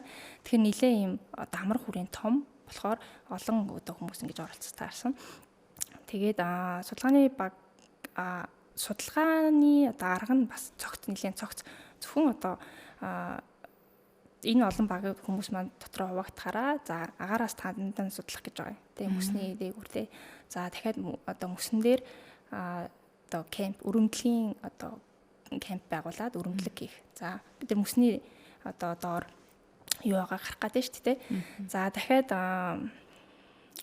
одоо газар дээрх бас юм хэмжилтийн баг суйрлуулах баг гэж байна. За далаа дээрх судалгаа хийж байгаа баг гэж байна. За тэнцээ нөгөө далайн усны дээж аавна тий. За мөн одоо ийм автомат одоо шумбагч гэх юм уу тий ашиглаж бидний нөгөө бид нар бол ингээ мөстөө тулаад одоо хөлөг онгоц болоод бидний хүрч чадах хамгийн ойр байрштай хүрээл зогсоод тэгээд тэнцэнээс бид нар одоо тэр мөсний доогоорх усны температурыг үзмээр байгаа байхгүй тий. Тийшээ болохоор юм автомат шумбагч одоо төхөөрөмж гэх юм уу тий явуулдаг тийм баг хүртэл бас байсан. Тэгэхээр одоо мэрэгчлэр нэрх юм бол за далаа судлал чиглэлийн за уур амьсгалын судлал ялангуяа эртний уур амьсгал судлал за биологчид дахиад микробиологчид бас байгаа юм тийм тий. Усанд Антарктидад тий бас бактери, вирус. За тэгээд физикч, геологч, химч за түрүүн тэгээд инженерүүд энэ энэ өрөмдлөгийн ажил бас нэлээд чухал байсан. Тэгээд одоо эмч ийм хүмүүс баг бүрдэж ингэ явсан баг. Тэгэхээр эндээс нөгөө эмэгтэй цөөхөн байсан гэж ярьжсэн тий. Яг тоогоороо бол нэг одоо санахгүй жиж магадгүй л тий. Тэгэхээр эмэгтэй цөөхөн эрэгтэй их байсан гэж ойлгож болох уу? Тийм. Эрэгтэй ба. Тэгээд яг тань шиг өөр шиг чинь ийм залуу судлаачид уу их байна уу? Ер нь судалгааны багт насны ангилал нь. За яг туршлагатай судлаачид байгаа. Тэгээд залуу судлаачид бас ер нь байсан. Тийм байсан. Гэхдээ яг тоон цөөхөнлээсэн л да. Ер нь туршлагатай судлаачтай бодвол тэр би бол ер нь тийм одоо анх удаа явж байгаа тийм бол ингээл тэгээд нэг Монгол дээр нь штэ тийм ганцаараа ер нь бол залуу судлаач бол юу таарсан. Тэгээд ерөнхий тийм ер нь бол эмэгтэй судлаач цөөхөн Азийн орноос тийм Азийн орноос бол яг Солонгосын бас нөгөө ихтэй сургуулиудаас бас тийм эмэгтэй судалгааны багийн гişүүд бол байсан. Одоо ингээд олон улсаас судалгааны баг ингээд ерөнхийдөө бол төр хугацаанд ч гэсэнтэй бараг нэг гэр бүл гэхээр ингээд явлаа штэ тий ингээд 80-аад хүмүүс баг бүрдээд ингээд явчихж байна. Тэгэхээр орон орны хүмүүсийн ялгаа энэ дээр харагдсан уу? Яг харьцангуй баг гайгүй л байсан. Одоо бид нөгөө нэг юм судалгааны ажил хийн тэр нь нийлэн төлөвлөсөн тэрнийхээ дагуу явна гэж байгаа болохоор ийм ажил дээр одоо нийлж байгаа нэгдсэн болохоор харьцангуй соёлын ялгаатай зүйлс бол харьцангуй гайгүй байсан. За гэхдээ мэдээж нөгөө нэг юм хүмүүстэй сайн хамтран ажиллах тасан зохицох гэх мэт жоо ачаалдах чадвар гэдэг энэ чадрууд бол бас хэрэгтэй байсан. Яг би бол өөрөө нөгөө тухайн үед явхад чинь Солонгост очиод нэг 4-5 жил болцсон байсан аахгүй. Тэгэхээр бас харьцангуй ингээд өөр олон улсын хүмүүстэй харьцахад соёлын хувьд ч тэр ялгаа бас гайгүй тасан зохицоод ажиллаад ирсэн юм болов уу гэж бол бодсон. Соёлын ялгаа гэдэг нь бас их өөр шүү дээ тий. Ер нь ингээд хоол идж явахдаа хүртэл хүнтэй ярьж явахдаа хүртэл ингээд монголчуудын ялгаа өөр, гадаад улс орных өөр, идж байгаа хоол хүнс хүртэл өөр байна. Тэгээ эднэр бас нөлөөлж байгаа бах та өдөр тутмын амьдрал. Тэгээд ялангуяа бүр тэр мөсөн дээр очсон байгаа үед. За яг өдөр тутмын амьдрал гэдэг. Тэ нэрэл тийм. Одоо бид нар ингээл өглөө босоод өглөө өдөр оройн хоол хамт идэж байгаа юм л да. Тэр олон хүмүүс чинь нэг тэ заалан дараал тий. Тэгэхээр тэн дээр бол тиймэрхүү бас ялгаанууд харагдж болох юм байна да хүнстэй тий. Зарим хүмүүс бас нөгөө солонгосын хөлгөн гоцтой солонгос суурьтай болохоор зэрэг одоо солонгосын хүнс одоо жаац хоол бол тэр одоо Америк хүмүүстэй тий. Англи хүмүүст бол жоохон хэцүү байдаг ч юм уу тий. Тиймэрхүү зүйлсүүд бол ажиглагчсэн. Гэхдээ нэг тийм бас хүндрэлтэй төвшөнд бол гайг биш байсан гэж л харсан. За тийм яг тэр харилцах тал дээр бол харьцангуй хүмүүс нээлттэй гайгүй байсан. Очоод мэдээж аюулаа нэгнийгээ өдөр бүр ингээл уулзаал ярилцаал нэгэндээ туслаад тахгүй нь ойлгомжтой. Тэр дундаасаа бас арай дотн соод тий арай л гой зан төлөвөө хоорондоо ололцоод ивэ олцоод явах найз аль улсын найз байваа. За тэн дээр нөгөө би болохоор өрөөндөө нэг солонгос бас нэг докторийн тухайн үед бас докторийн оюутан байсан сүүлийн их сургуулийн солонгос оюутан. За тэгээд битээр тийм нэлээд ер нь бол найз болсон. За тэгээд дээрэс нь бид нар ихэвчлэн нөгөө далайд ирэх хэмжилтүүд дээр их хамтарч ажилласан. Тэгэхээр тэрэн дээр болохоор микробиологийн баг гэж байгаа. Тэгэхээр тэр багийн хүмүүстэй бас ингэж одоо найзлах тий боломжууд гарч ирсэн. Түүнээс гадна нөгөө өдөр тутмын хурал бол байнга явж байсан. Тэгээ нэгдсэн хурал дахиад энэ бол үр дүнгуудыг танилцуулах хурал гэх мэт ийм нөгөө ер нь байгаа бүх хүмүүстэй уулзах боломж бол ингээд хүссэн хүсээхөө ингээд бол гарч ирж байсан. Тэгэхээр бус хүмүүстэй ч гэсэн ер нь бол нэлээд ийм одоо ярилцах тэ хамтарч ажиллах асуух тэ сурах ийм зүйлсүүд бол зөндөө тийм боломжууд бас гарч ирсэн. Тэгэхээр өдөр тутмын хурал гэд хэлэхээр нь би бас асуумаар санагдаж байна. Яг өдөр тутам ингээд нөгөө ажил явагдаад байгаа шүү дээ. Тэгсэрний тэндээ та нар амьдраад байгаа. Тэгэхээр маш нарийн сайн зохион байгуулалтанд өдөр болгон одоо төлөвлөсөн төлөвлөгөөний дагуу ажил үргэлжлэж байсан баг гэж бодож байна. Нэг өдрийн ийм зураглалаа хэлж өгөөч. Өглөө хэдэн цагт босоод өглөөний цай уугаад тэрний дараа яг ажилд тэдээс тэдэн цагийн хооронд үргэлжлээд тэгэнгүүтээ бид нэр өдрийн хоол тэдээс тэдэн цагт тэгээд дараа нь ингээд мэдээж амрах чөлөө цаг байна. Тэр үеэрээ ийм юм хийн. Гэхдээ мэдээж энэ хөрсөн дээр одоо энэ тий хураа газар амьдарч байгаа биднийхээс арай өөр байсан байж магадaltaй юм. Сонин санагдаад байна. Тийм. Сонирхол. Яг тогтсон цаг бол тэр саяны өдрийн оройн хоолны цаг бол тогтсон цаг. Өглөө 7-оос 8:30. Тэгээд 11-ээс 12:30 хаа. Тэгээд орой хоол нь болоход 16 цагаас 17:30 гэдэг юм тогтсон. Энэ цаг тэр заавал бууж одоо хоолоо идэх хэрэгтэй. За энэ бол тогтсон цаг. За тэгээд түрүүний хурлын явдлахаар бид нар нөгөө Антарктид хүртэл тодорхой хугацаа зарцуулсан гэсэн чинь энд бол тэрнээс өмнө одоо нөгөө ажлын төлөвлөгөөнүүд бол яригчил аамал да яаж ажиллах те энэ чинь төлөвлөгөөтэй хугацаатай энэ багийг ажилуулсны дараа энэ баг орно гэдэг. Дахиад дараагийн Б төлөвлөгөө юм хэрвээ цаг уурын нөхцөөс хамаараа энэ бол ингээ өөрчлөгдөх боломжтой болохоор тэрэнд нь одоо тохируулсан бэлдсэн юм төлөвлөгөөнүүд бол байгаа. Тэр төлөвлөгөөний дагуу одоо явна. За тэгээд тэр яг ингээ бас явж байхад л ингээл юм өөрчлөгдөд гэх юм бол тэгэл одоо тэр цааны яриад өдрийн хурлууч юм тий хурлууд бол тий. За тэр нь хоолны цагийн дараа эсвэл хоолны цагийн өмнө юм. Тэр бол ингээд тэгж одоо яг нарийн тогтоох боломжгүй тухай бүрдэн хэрвээ асуудал гарах юм бол цуглана. Заавал хуралдана. Яг тэгэхээр нэг ажлыг хийх гэж нэг томоохон ажлыг хийх гэж олон улсын хүмүүс, олон баг тэгээд өөр хил дээр байгаа хүмүүс шүү дээ. Тэгэхээр бид нар энэ дээр дунд нь зөв ойлголцох, тэргээ зөв явуулах юм шаардлага байдаг болохоор зайлшгүй юм хуралдаанууд бол байсан. За тэгээд яг нөгөө судалгааны талбай хүртэлх бол харьцангуй одоо бид нар яг судалгааны талбайдаа хүрээгүй болохоор одоо амжилтын багцуудаа гаргах ч юм уу тий. Ийм ажлууд нь харьцангуй гайг болохоор хуралдах, за урьдчилж одоо бэлтгэхтэй судалгааны одоо урьдчилсан таамаглал үр дүнгууд ярилцах ч юм уу ийм ажлууд явдаг.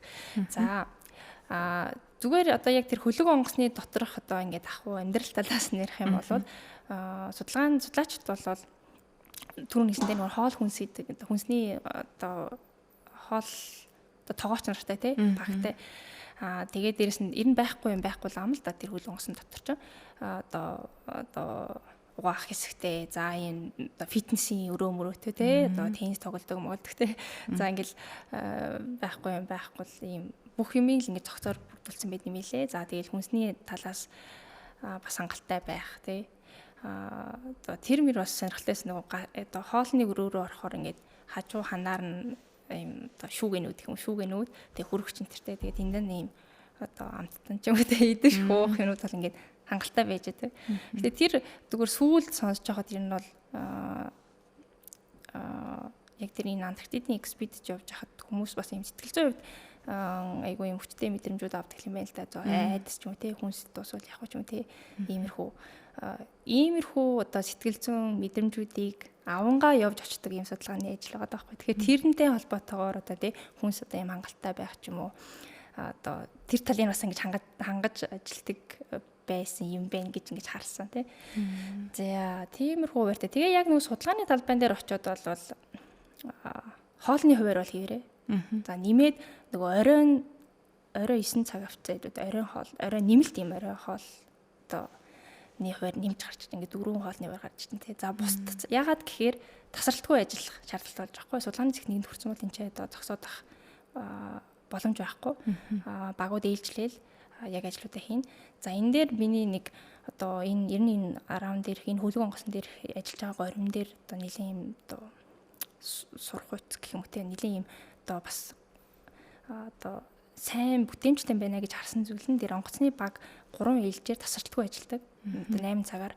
Тэгээ тэр хүмүүс болохоор юу гэж анхээр бид нарыг одоо судалгааны цэгт хүрнэ. Тэгээ очоод тэнд хэрвээ нислэг үлдэх бол нислэгийн төхөөрөмжүүдийн бэлдэн. За өрнөлөг их бол өрнөлийн төхөөрөмжүүдийн бэлдэн гэдэг ингээд 70 тэрх хэмжилтийг бол бас тэр багжийн угсралт юмнуудыг хийн. Яг тэр нөгөө аюулгүй ажиллагаа талаасаа тэр хөлөн гоц бол өөрөө нөгөө тийм багж төхөөрөмжөөр ингээд тоноглогдсон. Тэгэхээр тэн дээр ингээд тасралтгүй ажилладаг. Тэр бол айгүй юм одоо мундаг санагцсан. Тэгээд бид нар тухайн одоо яг төлөвлөгөөнийхөө дагуу ажиллана. Гэхдээ нэлээд ингээд төлөвлөгөө өөрчлөгдсөн зүйлсүүд бол зөндөө гарсан. Одоо цаг агаар муу болчвол яг нисдэг тэрэг бол нисэж боломжгүй болчиход байгаа байхгүй тий. Тийм үед нь 70 тэрх хэмжүүлэлттэй идэг ч юм уу. Иймэрхүү маягаар яг судалгааны талбай дээр хүрээд бол одоо завгүй завсаргүй байсан.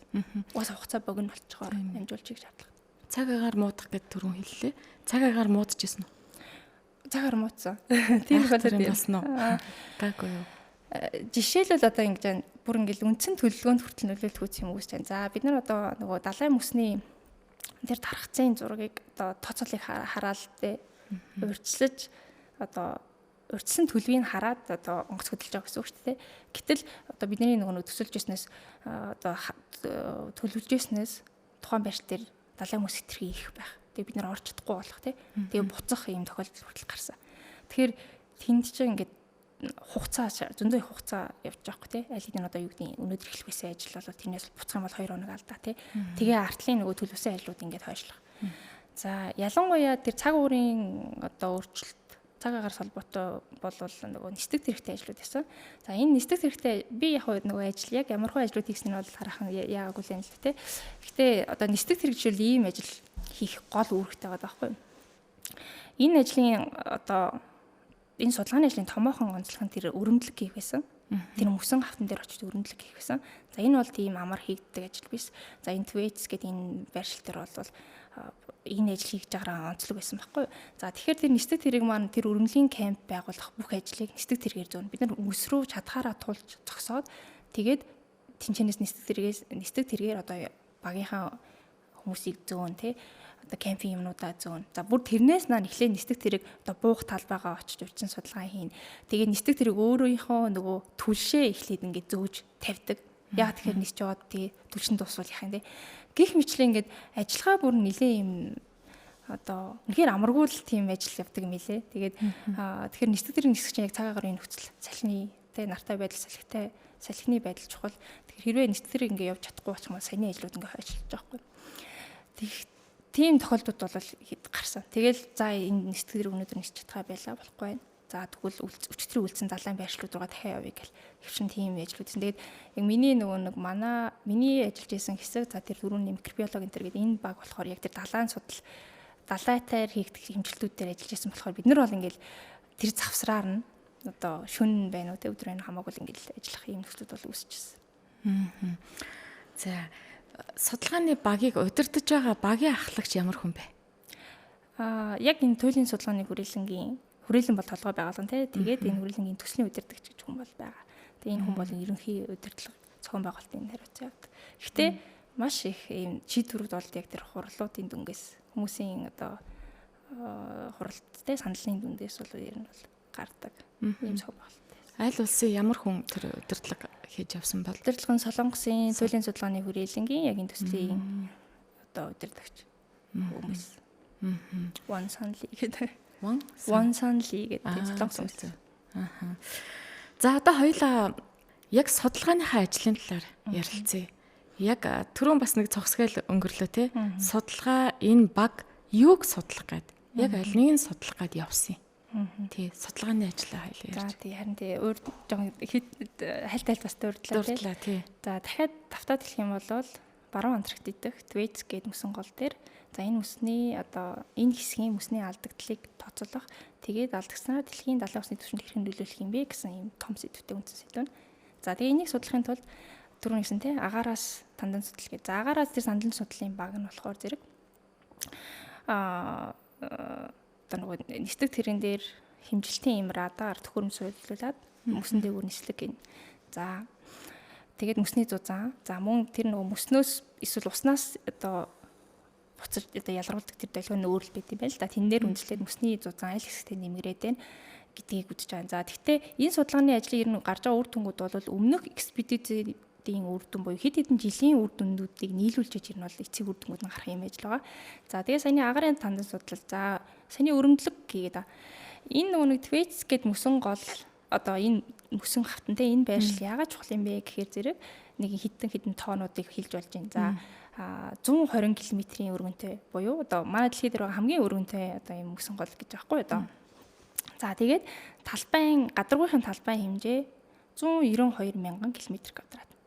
За том 192 мянган км² гэдэг нь одоо жишээлбэл нөгөө Англи, Вэлс, Ирландтэй эднийг нийлүүлсэн хэмжээс ч том байдаг юм байна л да. За эсвэл нөгөө Америкийн нэг Флоридагийн юм уу ч юм уу те.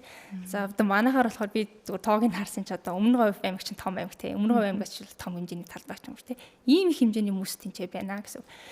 За тэгээд яагаад энэ дээр ингээ анхаарал төвлөрөөд байгаа юм бэ гэхээр зэрэг ер нь Антарктидын одоо энэ мөсөн гол одоо мөс маань ингэж одоо их газраас далаа руу ингэж юм чигсэн юм урстай одоо тийм хөдөлгөөнд оршдог.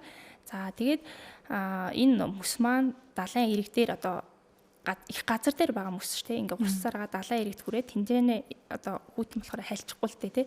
Тэнцэнэ ийм ирмэг үүсгээд тэрийг одоо ice chef гэж байгаа. Одоо мөсөн ирмэг, мөсөн хавтан гэх юм үүсгээд ингээд байж байдаг. За тэгээ энэ мөсөн хавтан маань өөрөө дахиад цаанаасаа их газраас ирэх энэ урсгалыг ингээд жоохон хааж өгч байдаг юм бас үүрэгтэй байгаа байхгүй юу? Одоо тэр байхгүй бол тэгэл ингээл хурдтаал ингээл урсгана шүү дээ. Ийм үүрэгтэй. За ялангуяа энэ Твейц гэдэг энэ байршил дээр сая хийсэнтэй том энэ бол том талбайн хувь том хэмжээтэй. За нөгөө гүний хувьд болохоор 800-аас 1000 м гэж аахгүй. Гүн багаас те 800-аас 1000 м одоо километр өчм гэсэн үг те. Тухайн их газар дээр газарсан тэр үн нь бол тийм гүнтэй. За тэгээд ийм том хэмжээний мөсөн мас ингээ алдагдах эрсдэлтэй орчод байна гэд ишээ судалгаа хийж байгаа. Тэгээ яагаад энэ эрсдэлд орчод байгаа юм бэ гэдгийн шалтгаан нь за бүр ингээл уур амьсгалын өөрчлөлт рүү дэлхийн дулаар руу орно. Тэгээд дэлхийн уур амьсгалын систем чинь өөр хоорондоо холбоотой маш юм нэрийн одоо дам нөлөөтэй тий. За дулаарч байна. За энтэй холбоотойгоор тий агарын урсгал, за агарын хим, хурд үндэсний горим, салхины эрчим гэдэг ийм одоо үзүүлэлтүүд өөрчлөгдөг. За яг энэ Антарктидын мөсөн дээр гол одоо нөлөөлөд байгаа хүчин зүйлс нь ёроолын хайлт гэж зүйл байгаа. За тэр ёроолын хайлт гэдэг нь харьцангуй юм дулаан ус тэр ёроол хэсгээр мөсний ёроол хэсгээр ороод хайлуулад байна гэсэн. За тэр усны эргэлтийн далайн усны эргэлтээр чинь тийшээ ингэж ус ороод ингээ гардаг. За өмнө нь энэ одоо нэг ордггүй байсан байгаа юм л та. Одоо тэр ус гэтэл сүүлийн жилүүдэд энэ салхины горимтой холбоотойгоор далайн усны одоо давхаргууд нь шүү дээ. Тэр давхаргын энэ одоо хөдөлгөөн гэх юм уу юм ичимдээд тэгэхээр тэр харьцангуй дулаан температуртай ус тэр мөсний ёроор хүртэл ингэж очиж болоод байгаа. Тэгээ ялангуяа энэ Твейц гэдэг энэ Твейц гэдэг энэ байршил болохоор түрүүн хэлсэн дээр Амундсен бас Беллингхаузен гэдэг тэнгис энэ орчимд ялангуяа одоо энэ дулаан температуртай далайн усны мас Антарктид руу хүрээд байгаа баггүй. Тэгээ тэр нь одоо ийм аль хэдийн ингээ хайлуулж байгаа. Жилдээ 50 тэрбум тонн мөс ингээ хайлаа гарч ирнэ гэж байгаа. Тэгээд бүр нэг дараагийн асуудал нь одоо саяны би нөгөө нэг их газар дээр ингээ газарч одоо байгаа мөстэй энэ мөс маань ингээ цаашлал байна гэсэн. Одоо тэр grounding line гэж одоо газарцсан тэр нэг одоо цэг нэг юмтэй тэр нэг ингээ цаашлаад тэгээ энэ Твейц гэдэг энэ байрш дээр аль хэдийн ингээ байршсан 14 км-ээр цаашлсан байгаа байхгүй. Тэгээд одоо хэрвээ та тань төсөөлөгдөж байвал те ийм мөс урсж ирж байгаа ийм хэлбэртэй те энд нэг ирмэг байна те. Тэгэхээр энэ доошлох тусам хэврэгшээд энэ ингээд бүр ингээд бүхлээрээ ингээд салж хагарч гарах тал асуудал яриад байгаа байхгүй. Мэдээж энэ доогуур халуун ус орж ирээд дахиад одоо халуун ус дулаахан температуртаас те харьцангуй температур дулаан ус орж ирээд ёроолын хайлт үүсгээд тэр хавьяас ус бол ингээд хайлсан ус бол явж байгаа. Гэхдээ тэрнээс гадна ингээд үндсэн бүтцэн ингээд хэврэг болоод тэр мөсөн хавтан тэр мөсний ирмэг ингээд салж гарна гэдэг бол маш их хэмжээний мөсний одоо усны массыг ярьж байгаа байхгүй. Тэгээ энийгээр эрсдэлтэй. Тэгэл эдийн ийм анхаарал төрсэн ийм байршилтаар одоо ингээд судалгаа хийж явсан байна. За одоо тэгээ энэтэй холбогдоод түрүүний нэг өрөмдлөг ягаа хийгээд байна. Тэр мөсөн хавтан дээр бид нэр хурц бол хамгийн хол зэгтээ очиод ингээд өрөмдлөг хийж байгаа байхгүй. Тэгээ тэр доор байгаа ус нь яг тэр нөгөө температур нь ямар вэ? Тэр дулаан температуртаа бас аль гүнд илүү ингэж орж ирээд байна. Яаж урсаж орж ирээд байна те. Тэрийг илрүүлэхийн тулд бид тэр өрөмдлөг хийгээд тэр өрөмдлийн цооныг ашиглаад усны дээж авч байгаа. Физик хэмжилтүүдийг ингэ хийж байгаа байхгүй. За тэрнээс гадна дахиад нөгөө одоо өлөн онгоцтой бол мөсөө ингэ тойроод дахиад юм усны хүнээс хамаарсан юм хэмжилтүүдийг хийж байгаа. За тэнцээ дагалдаад яг манай баг бол нөгөө эцдөө химийн одоо шинжилгээнээс гадна дахиад микробиолог ийм багч гэсэн ажиллаж байгаа байхгүй. За тэгээд тэр далайн усны массууд хэд хэдэн усны массууд тэрийг ингэж ялгаж таних боломж болохоор тэр температурын одоо давсчлалтын энэ графикаас харж болох жишээтэй. За дахиад түрүүнд хийсэнтэй нөгөө шумбагч ийм автомат одоо багч юм уу те. За тэрийгээр болохоор бид нар яг өрөмдлөг бол нэг л зэгт ингээл өрөмдлөг хийн шүү дээ те. Яг дахиад өшөө доошо хүрч чадахгүй байгаа гүн лөө очиход бол тэр багчийг ашиглаж хийдэг тийм баг бас явж байсан. За нэмээ дахиад биологи талаасаа нөгөө оцон шуу, далайн хав гэдэг шүү дээ. За тэднэр дээр одоо химжилтийн багж одоо наадаг гэх юм уу суйрлуулдаг гэж бол ярихгүй наадаг гэж ярих байх тий. Яг тэгэхээр их хугацааны дараа тэр бол ингээд тухайн амтанд аюулгүй ингээ унцдаг. За яг ингээд толгой орой хэсгээр нэм жижигхэн багж байж байгаа. За тэр багж тэгээ яах ямар зорилттой юм гэхээр дахиад бидний хүрч чадахгүй байгаа тэр одоо усны гүнд хүрж тэнцээ температурын хэмжилтүүдийг хийх ийм зорилготой.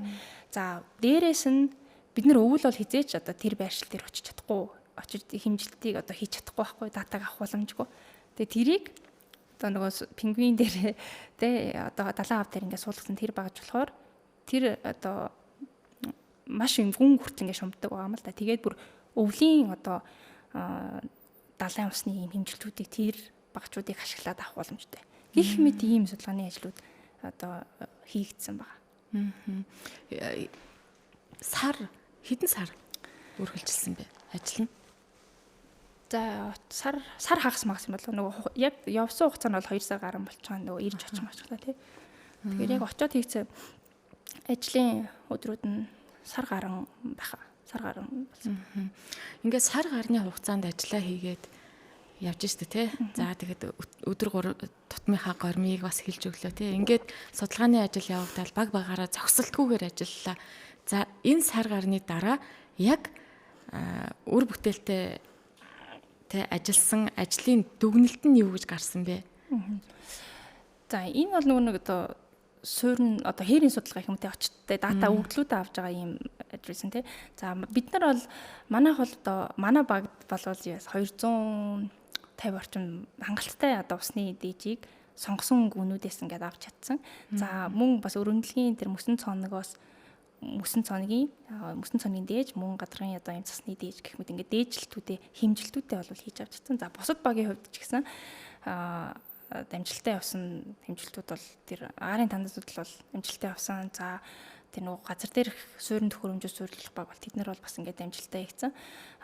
Яг тэр нөгөө автомат төхөөрөмж багж явах баг бол жоохон багчин дундаа тэг хүссэн гүндүүнд очихгүй юм хөө тохиолдлууд нэтер бол гарч ирсэн. Тэгэхээр тухайн яг ажил дуусахад бол бид нар хийхээр төлөвсөн одоо хэмжилтүүдээ хийж чадсан уу? Дээж авалцлаа хийж чадсан уу гэдгээрээ дүгнэгдэн. Тэгээ тэрийгээ бол хийж чадаад ирсэн.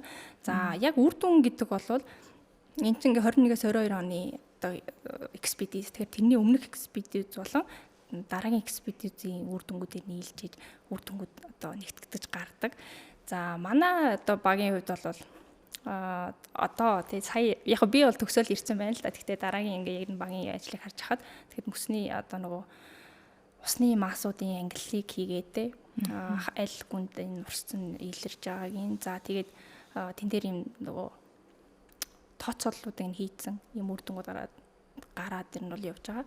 За зарим багууд бол одоо айл хэдийн үрдэмжлэгийн өгүүлбэрүүд бол гарсан багууд бол явж байгаа. Тэгээ энэ төсөл өөрөө 2030 он хүртэл гэд үргэлжилж байгаа. Ямар хугацааны төсөл. Тийм байна тий. Одоо тэгээд дараагийн багууд дахиад явна гэсэн үг шүү дээ тий. Эсвэл баг явцсан уу? Тийм энэ дараа болохоор 1 экспедиц явсан уу 2 экспедиц явсан уу явсан. Одоо тэгээд яг ингээд за очиод судалгааны баг ажиллаж гин үр дүнгээ үзчлээ, тэ ажиллаад ирлээ, үр дүнгээ үзлээ. Одоо Антарктидын талаарх жоохон зүйл яриулмаар ах юм. Антарктидэд тэр их хүйтэнд те та хэд бол яг зуныг нь ашиглаад яг ажиллах боломжтой тэр температурт нь очиод сар гарan ажиллаад хүрээд ирсэн. Бусад үед бол тэнд бидний төсөөлшгүй амьдрал тэнд бол явагдаад байна тий. Тэгэхээр Антарктид гэдэг зүйлийг бас манай үзэж байгаа хүмүүст тайлбарлаж гоё ярьж өгөөч тавчхан ч гэсэндээ тий. Антарктид ямар тэв юм одоо тэвэлдэ. Гэхдээ тэнд яг ямар амьдрал өрнөд вэ? Жишээ нь тэр мөсөн уулууд тэн дээр яаж амтан амьдрах вэ? Ямар амтнууд амьдраад байна? За тийг хайлж ийн гэж байна. Яагаад хайлаад байгаа юм? Одоо бид нэр судлаад байна л да тий. За энэ үтчлээ ер нь тэндх тэр амьдралыг бодитоор нүдээр харсан хүний хувьд бас ярьж өгвөл. За Антарктид төв. За Антарктид буюу одоо их газар байгаа тий. Газар дээр гэхдээ мөсөөр бүрхэгдсэн их газар гэх юм уу тий. Мөсөөр бүрхэгдсэн төв, мөсөн төв гэж ярьдаг тий. За 14 сая км квадрат гэж аанд одоо талбай хэмжээ 14 сая манай Монголоос хэд дахин хэм бэ 8 дахин юм уу тий. Ийм том талбайтай. За тэгээ энэний 96% нь мөсөөр бүрхэгдсэн. За тэгээ мөс нь зүгээр бид нэг юм те нимкэн бүрхүүл яриад байгаа юм биш те. Хамгийн гүндээ 4,000 м хүртэл ийм зузаан мөсөн бүрхүүлтэй. За ийм стод яг л мөсөн тип байгаа. Тийм байна. Тийм тип те. За хамгийн хүйтэн газар мөн одоо манай дэлхийд хэмжигдсэн хамгийн одоо хүйтэн температур Антарктидэд хэмжигдсэн те. Хасах 89 градус хэмжигдсэн. Энэ нь болохоор Антарктидын зүүн Антарктид. За Восток гэд нэртэй бааз, судалгааны бааз байгаа. За энэ Оросын албаны улсын бааз. Тэгээ энд одоо хэмжигдсэн температур нь хасах 89 те. За магадгүй тэрнээс хүйтэнчээж магадгүй шүү дээ те. Буюу одоо манай дэлхийд хамгийн хүйтэн газар бол Антарктид төв. За яг бид нэг өмнөд туйл, хойд туйл гэд хойд туйлыг бодвол ягаад хүйтэн байгаа даа гэхээр одоо газар зүйн онцлогоос бол болдог байх нь л те. Арай өндөр өргөгцөн за хүчтэй салхитай түрүүн тэр нэг далайн урсгал бид нэг хүчтэй далайн урсгалыг туулж явсан гэл те. Тэр далайн урсгалын жишээлбэл одоо харьцангуй юм дулаан одоо тропик орчмоос ч юм уу те дулаан юм далайн ус орох одоо нөхцөлийг ингээл хязгаарлаж идэг гэх мэт. Тэгэхээр өөрийнх нь одоо газар зүйн онцлогоос бол юм хамгийн хүйтэн газар. За хүйтэн гэхэр ч одоо нэг экстрим нөхцөл болж байна те. Ямар амтан амьдрах вэ? За яг одоо Антарктидын их газар дээр одоо тэр багахан хэмжээний нэг 4% нэг хуурай газар гэдэг тий чулуулагтай тий тэнд мөн эсвэл яг ингээ мөсөн дээр ингэж амьдэрдэг одоо хөхтэн амтан хөвлөрөө өгчл байхгүй. За гол одоо төлөвлөл амтнд бол утсан шүү далайн хав далайн арслан. За тэгээ мэдээж далайн одоо нөгөө загас халим одоо гих зэрэг амтд байна. За тэр одоо хуурай газар дээр нь бол зарим төрлийн шавж юм уу ч юм уу тиймэрхүү амтд байдаг гэж аахгүй яг нөгөө бас цасгүй хэсгүүд байж тээ тийм тэр хуурай газар дээр нь. За тэрнээс биш төө өөр амтан ингээд байхгүй юм а. За тэгээд бас нөгөө түрүүн ноцон шууны тоо хэмжээгэл яхаар тэр чинь бас амаргүй л. Одоо бид нарт ингээд хүмүүс судалгаа хийя за тий тоолё тоог нь гаргая гэхээр хүрч чадахгүй ийм экстрим нөхцөл байгаа байхгүй. Жишээлбэл ноцон шуу чинь хасах 50 градуст ингээд амьдарч идэг. Тэгэхээр чин тийшээ хүрэх гэж нэг ажил тий. Очоод бас тийм хүн төрлөختөн тий. Тийшээ судалгаа хийх гэдэг нэг ажил тий. Тэгэхээр ийм одоо хязгаарлалт зүгэлэхтэй ийм байршлага. За өөр аж ахуй талаас нь одоо Антарктид бол хүн амьдрахгүй. Зөвхөн нөгөө судалгааны зориулалттай тий судалгааны ийм суурин баазууд бол байршдаг. За тэгвэл ихвчлэн бол нөгөө Антарктидын эрэг орчмоор байрладаг. Тэгээ энэ шалтгаан нь бас тодорхой. Хартангуй дулаан. За дээрэс нь тэр чинь ингээд байнгын хүнс тэнд ингээд одоо үйл ажиллагаа явуулах хангамж хүрэхийн тулд гүнлүүгээ орох тусам мэдээж очиход хэцүү болно тий. Тэгтээ саяны одоо Восток ч юм уу ийм томоохон яг ийм гүнд одоо өрөмдлөг хийдэг юм бол цэгүүд баазууд бол байх нь байгаа.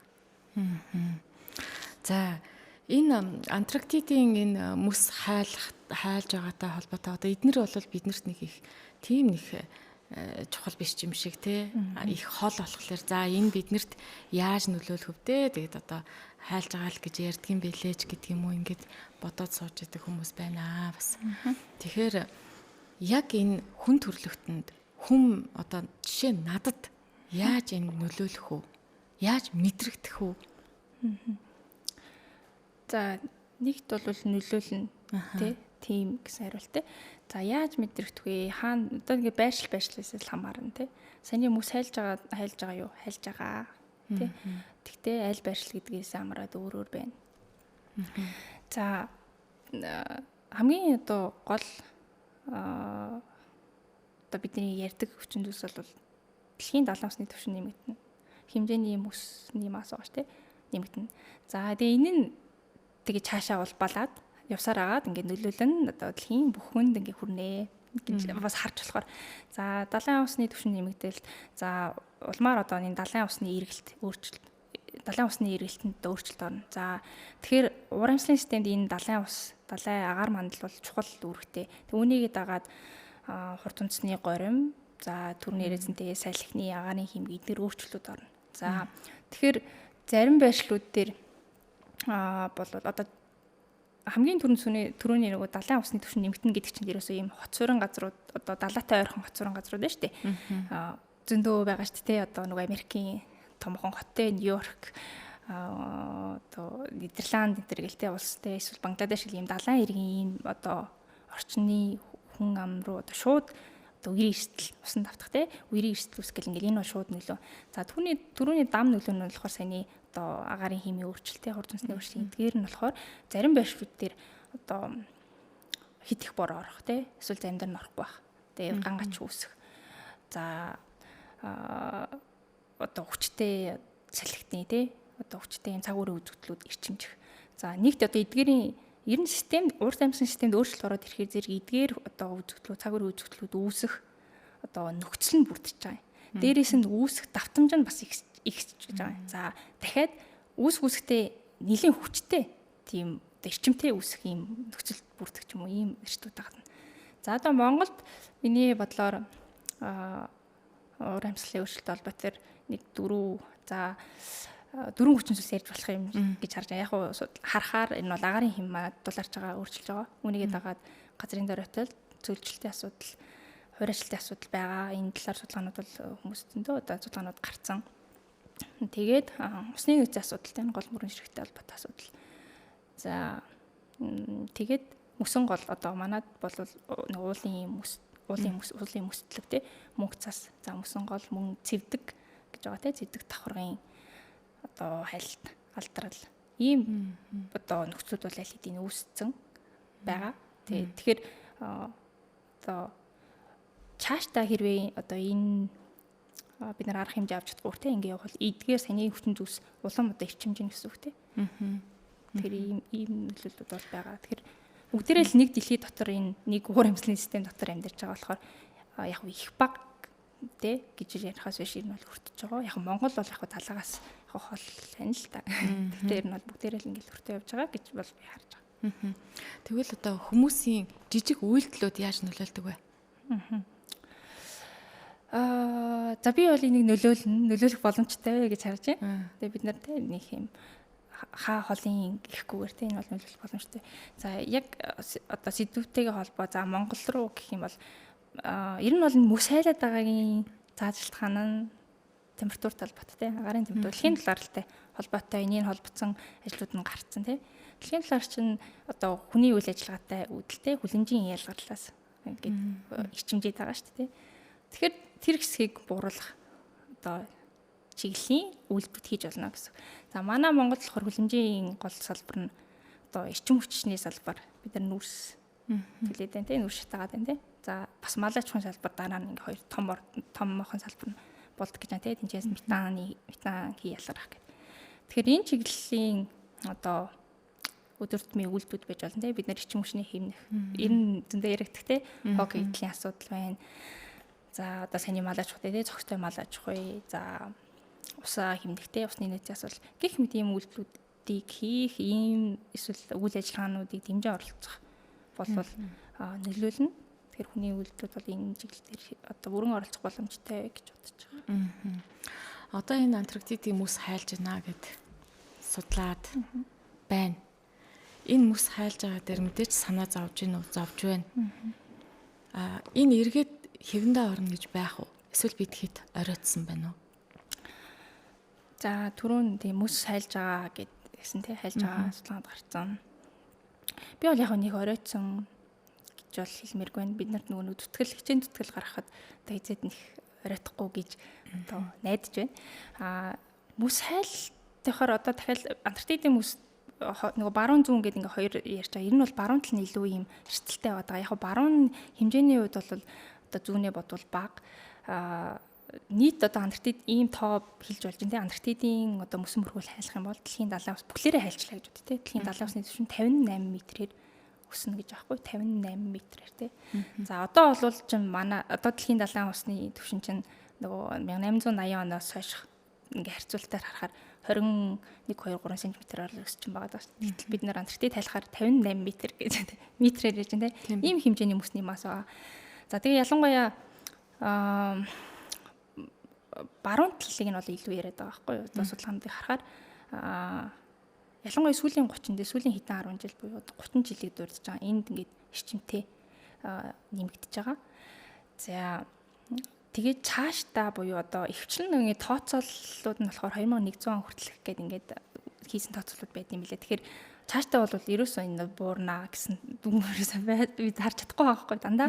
Энэ бол ингээд эрчимж нь саяны нөгөө мөсөн хавтангуудын алдрал ийм нөгөө ийм өсийг ингэж хаах хүч нь улам сулран ийм эрчтүүд гэрээд байгаа байхгүй. Тэгээ энэ дээр нөгөө температурыг гаргаж хэлээ. Жишээлбэл одоо баруун Антарктидад температур 1-2 градусаар ихслээ гэхэд саяны энэ нөгөө эргийн орчим одоо далайтай харилцан үйлчд байгаа энэ мөснүүдийн 40% нь ингээд алдрах эрсдэлтэй гэсэн тооцоол гарсан байгаа. 40% тий. Баруун Антарктид нь өөрөө одоо дэлхийн далайн усны түвшин нэмэгдэх одоо хэмжээ нь болохоор 4.3 одоо бүхлээрээ айлчвал тий 4.3 метр гэж байгаа. За зүүн нь болохоор тэгэхээр 53 орчим байна уу тий метр байна тий. Зүүнийхэн хувьд болохоор энэ ч бас ингээд 2 градусаар нэмэгдэх тий температур нэмэгдэхэд энд мөн ингээд одоо яг тэр эргийн байршил зүүн харьцангуй уг нь бол доктортой л байгаад байгаа юм л да. Гэтэл одоо ингээ яг тэр эргийн байршлуудын саяны мөс одоо мөсөн хавтангууд ингээд хэврэгшээд эрсдэлтэй цэг рүүгээ ингэж очноо гэсэн юм судалгаанууд гараад байгаа. 2100 оноос гадна жишээл 2250 он хүртэл хийсэн юм бас юу байсан загварчил байсан. Гэтэ яг л адилхан одоо хэлж байгаа нь энэ бол ингээ эрчимч хэм төлөвтэй байна. Гэтэ мэдээж нөгөө олон ийм одоо нэмэлт тодруулах тийм юу шаардлагатай гэсэн ийм үр дүнгууд бол ингээд аль хэдийн гарцсан. Тэгээд энэ чиглэлээр ингээд судалгаанууд нь бол явж байгаа. Түрүүн тэгээд асуулттайгаа холбоолоо ярихад бид нар одоо хичээн зүтгэл бол гаргахад хичээж зориудахгүй. Тэгээд бид нар бууруулах тий аль болох энэ хөлмжийн ялгараа бууруулна, температураа барих гэж тий. Одоо болохоор чин температур 1.4 өөс 1.5 градус Цельс гэд хүрсэн байгаа даа шүү дээ.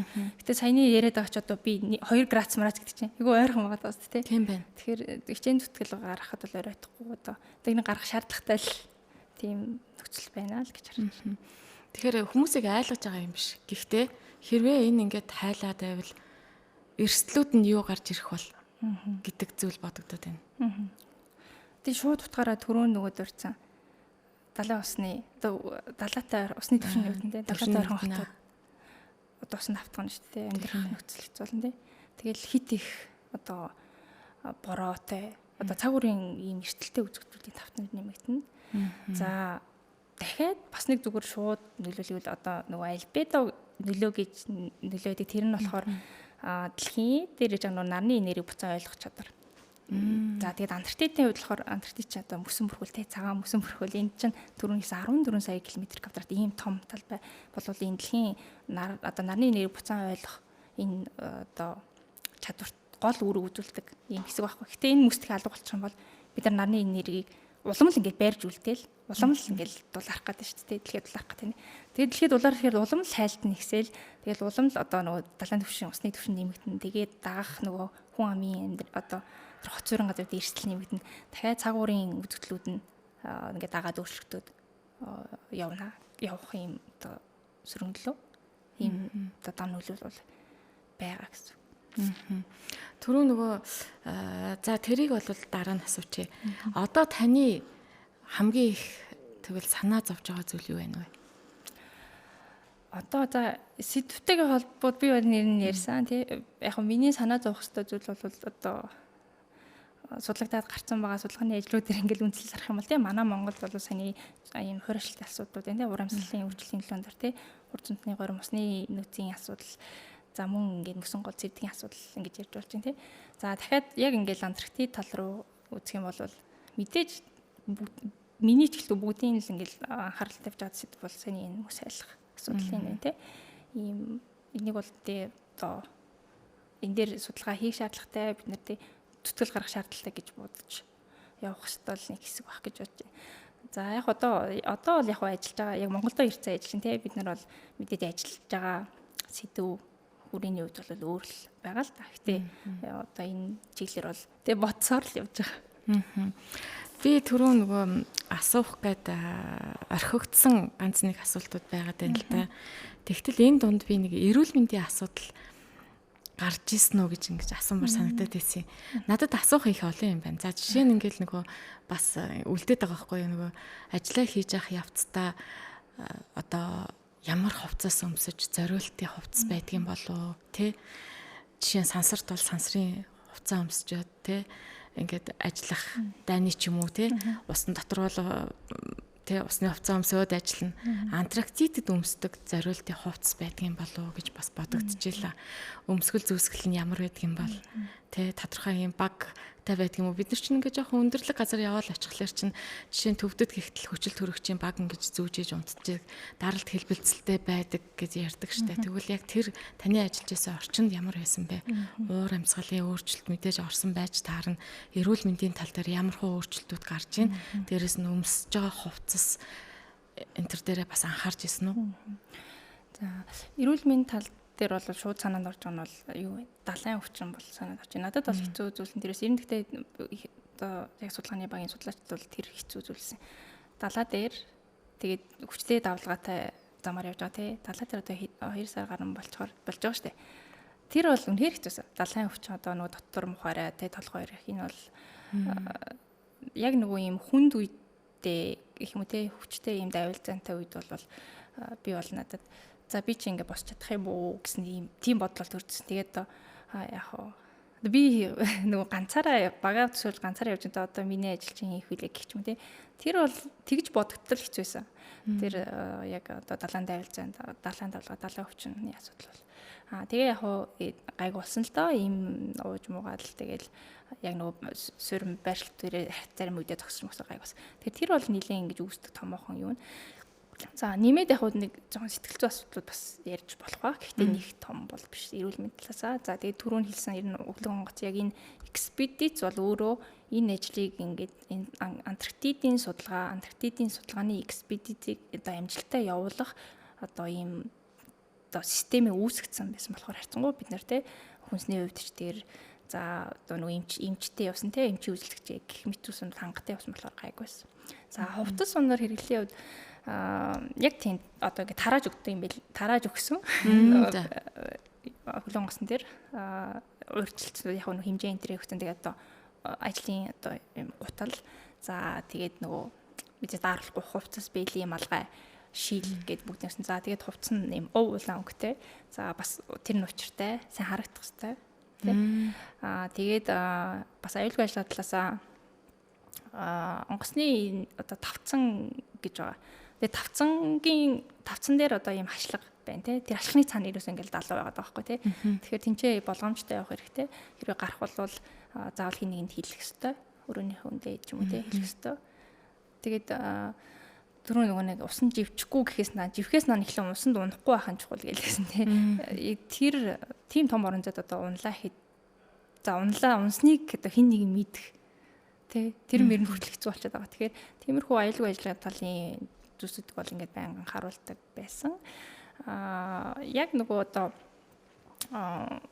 ажлын хувьд нь бол саяны яг хүүтэй орчинд ажиллаж болох юм хувцсанд энэ бол цаанаас нь ингэж тарааж хангаж өгдөг. Одоо нөгөө хөлөг онгоц штэ.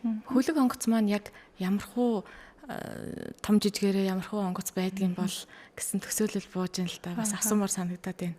Тийм. За энэ хөлөг онгоц болохоор түрүүн судалгааны зориулттай хөлөг онгоц гэдэл яриад байна тий. Мөс зүсдэг гэсэн тий. Мөс зүсдэг гэдэг нь тэр уртлын юм хошуу арай юм шовх. Тэгээд яг энэ солонгоцын нэр нь 10 гэдэг нэртэй энэ хөлөг онгоцын тэр мөс зүсэх чадал нь болохоор 1 м хүртэл зузаантай мөсийг одоо ингэ зүсэн гэж ууршлах тийм хөтөн чадaltaй гэж. За зарим тоонуудын санхүүний ямар ч 100 гаруй метрийн урттай 5 6 давхар ийм хөлөг онгоц гэсэн. Тэгээд доотлын давхрууд нь бол яг нөгөө хөлөг онгоцны одоо хөдөлгөх үртэй төхөөрөмжүүд. За тэгээд одоо тэрний дараагийн давхар нэгдэх давхар юм уу те нэгдэх давхар бол яг ингээд хурлын өрөө лаборатори судалгааны одоо өрөөнүүд тэгээд дээшээ судлаачдын байрлах өрөө за хурлын өрөө за хамгийн дээр нь нөгөө одоо хөлөг онгоцын залуур гэх юм уу удирдлагын өрөө гэх юм уу те иймэрхүү бүтцтэй тийм хөлөг онгоц байсан. За тэгээд бүх хүнсээ одоо уух юм уу да усаа за тэрийг бүгдийг агуулад ингээд бүх юм аваа явж байгаа юм. Одоо тийм далаа дээр явж байгаа чинь тэгээд хүнс дуслаа гэхээр ч одоо авах газар байхгүй те. Тэгээ бүх юм аваа явж байгаа ийм цогц ийм хөлөг байсан. Тэгээд онцлог нь одоо нөгөө судалгааны зорилттой гэдээ хэлээд байгаа онцлог нь болохоор тэр одоо багчнуудаар төхөр одоо тоноглогдсон гэх юм уу те. Жишээл тэр далайн гүний сэдмийн одоо хурцын бас ийм өрөмдлөг хийх заяаг түрүүнд дурдаг байна те. Тэрийг хийх хичээл өрөмдлөгийн тэр том төхөөрөмж бол тэнцээ байгаа юм. Манай бид нар бас яг тэр далайн усны дээж авахд тэр далайн гүн лүү одоо 1000 м лүү ингэж те одоо буух тэр төхөөрөмж тэнцэнэ буунгатаа хэмжилттэй ээждэг усныхаа дээж авчдаг тийм төхөөрөмжүүд байгаа. Нисдэг тэрэгний одоо краштай юм уу нисдэг тэрэгний нисдэг тэрэг хоёр нисдэг тэрэг агуулж байгаа. Нисдэг тэрэг нь буух нисэх талбайтай. Гих мэтлэн ингээд ийм яг зориулт нь яг энэ Антарктидын одоо туйлын судалгаа тий солонгосын зөвхөн Антарктид биш Арктик руу бас судалгаа тий туйлын судалгаанд зориулсан юм тоноглогдсон юм хөлөг онгоц байдаг. Солонгос улсад бол нэг л байдаг. За ер нь бол Антарктид судал дээр солонгос улс баазтай өөрийн суурин баазтай. Дээрэс нь энэ хөлөг онгоцтой байна гэдэг бол энэ бол маш том нөөц бололцоо. Хөлөг онгоцоор л хүржээж тий ийм баг төхөөрөмжүүд авч очиж энэ бол энэ судалгаа хийх боломжтой. Тийшээ нэг юм багжийг аваад нисэхтэй онгоц гэж байхгүй тий. Харилцаа холбооны хувьд бол та нар очиод тэнд интернет гэдэг зүйл байх уу? Хоорондоо холбоо барих одоо багаж төхөөрөмж юу гэдэг нь тий? Ойрын ингээд нэгнтэйгээ станц, радио станц ч гэдэг юм уу тий? Одоо их газартайгаа энэ суурин байгаа энэ багуудтайгаа удирдлагатайгаа ч гэдэг юм уу холбогдох ийм харилцаа холбооны зүйлс юу байсан бэ? За тий станц бол байдаг. Гэхдээ яг бид нар яг судлаачтай хувьд бол тэр нэг ашгүй. Яг тэр хөлөг онгоцын нөгөө ажиллуулж байгаа инженерүүд тэр хүмүүс бол байнгын тийм харилцаа холбоотой. За тийм таны хэлснээр интернет бол байхгүй. Маш хязгаарлагмал. Тэр бол бас ингээд одоо үед бол нэлээд юм сонирм зүйлс авах авсан уу? Тийм бид нар ч ингээд байнгын интернеттэй оршинд байж байгаа те. Ямар ч интернетгүй оршинд болоод харилцаа холбооноос холдож байгаа. Тэр бол бас л оо сонирм бид юм шиг те. Утас ч ингээд өөрөөр хөрөөлн шал өөр болчих жоохгүй нэг юм цаг хардаг. Тэгээ зэрүүлэг тавьдаг нэг те. Тийм төхөөрөмж болцсон те. Тэгэхээр тэр бол бас үнэхээр сонирмсан. Тэгээд яг юм магадгүй нөгөө талаас юм тарих амрах те боломж гэж харж болохоор те. Тийм байсан. Тэгээд дотоод харилцаа холбоо бол зарын самбартай. Зарын самбарт одоо зарлын самбар дээр чухал зүйлсүүд бол байна. За тэрнээс гэн дотроо яг ашиглаж болох мэйл хаяг гэж нээдэг. Гэхдээ тэр нь одоо тэр мэйлийг ашиглаад би одоо юу гэдгийг солонгос руу ч юм уу те Монгол руу мэйл бичгээр болвол аль болох баг текст те баг юм багтаамжтайгаар ингээд товчхон бичээд явуулахаар нэг 3 муруу хонж жагаад очдог. Тэгээ буцаад хэрэг над руу мэйл ирвэл бас хит хонж жагаад ингээд ирдэг. Тим системтэй.